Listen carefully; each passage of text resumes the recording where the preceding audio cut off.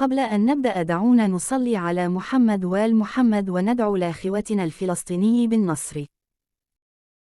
كانت هناك فتاة صغيرة تدعى سارة، تعيش في منزل قديم ومثير للفضول.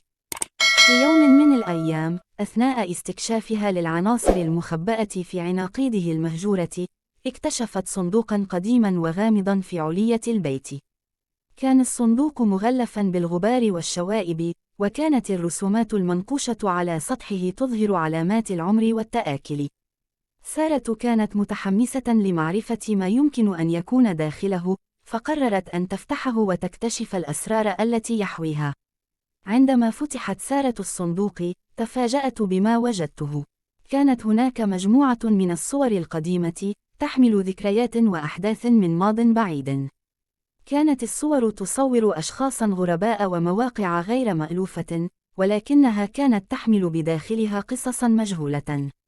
سار بدأت في دراسة الصور بعناية، وتخيلت الحكايات المحتملة وراء كل صورة.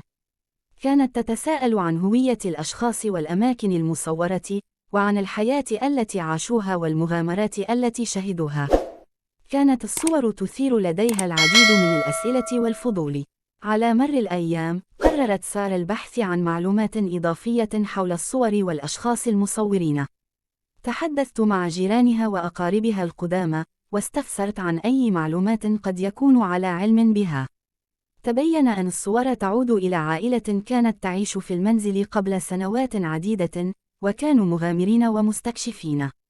تشعر سارة بالحماس والإلهام، وتقرر أن تستمر في رحلة استكشاف الصور وتتبع أثر العائلة القديمة.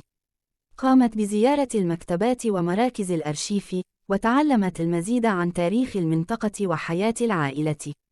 بينما تواصل سار استكشافها، بدأت تكتشف تشابكاً مذهلاً بين حياتها الحالية وحياة العائلة القديمة.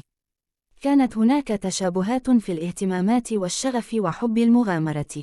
وجدت نفسها ملهمة لاستكشاف العالم والاكتشافات الجديدة، تماماً كما فعلت العائلة القديمة.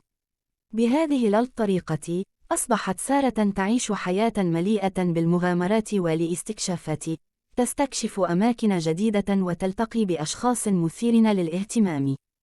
كانت الصندوق القديم هو البوابة التي فتحت لها عالماً جديداً من الأسرار والمعرفة. وهكذا، تحول منزل سارة الهادئ إلى مصدر إلهام وإثارة.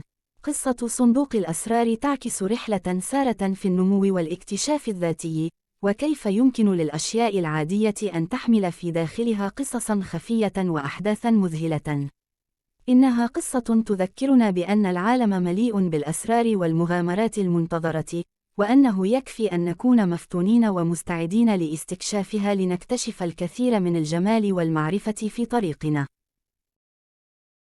أشكركم جميعاً على مشاهدتكم الفيديو ومتابعتكم للقناة. نأمل أن تكونوا قد استمتعتم بالمحتوى واستفدتم منه.